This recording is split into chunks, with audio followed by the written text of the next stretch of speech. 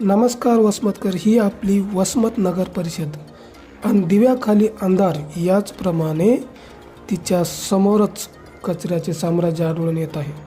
आज दिनांक 27 नोव्हेंबर नगरपालिकेची निवडणूक 2 डिसेंबर रोजी पार पडणार आहे। या निवडणुकीत सर्वच सहभागी उमेदवार ते सदस्य असो किंवा अध्यक्षपदाचे दावेदार असो यांनी फक्त 3 मुद्दे समोर करून त्यांचे निरसन करण्याचे आवाहन केले आहे। एक म्हणजे कचरा व्यवस्थापन, दुसरा म्हणजे सांडपाणी व्यवस्थापन आणि तिसरा म्हणजे पाणी पुरवठा।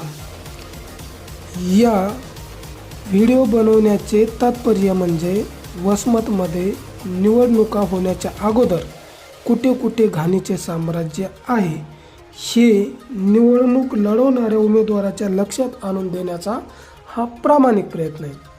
आता हा कुठला आहे? हा व्हिडिओ आहे काळीपेठमधला। तिथली ही नगरपालिकेचीच आहे बघा, संडास बाथरूम, सार्वजनिक संडास बाथरूम। तिच्या गेट समोरच हे बघा साम्राज्य आहे घाणीचं। हे पण काळीपेठमधलाच आहे। काळीपेठमध्ये डॉक्टर जवळेकर यांच्या दवाखान्यापासला आहे बघा हे कचऱ्याचा ढिगारा।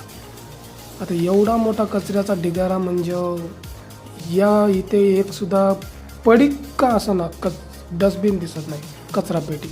ही आहे बघा अग्रवाल कॉम्प्लेक्सच्या पाठीमागची नगर परिषदेचीच संडास बाथरूम, सार्वजनिक संडास बाथरूम, सरकारी दवाखान्याच्या पाठीमागे। व्हिडिओ आवडला असेल तर लाईक करा, शेअर करा। धन्यवाद।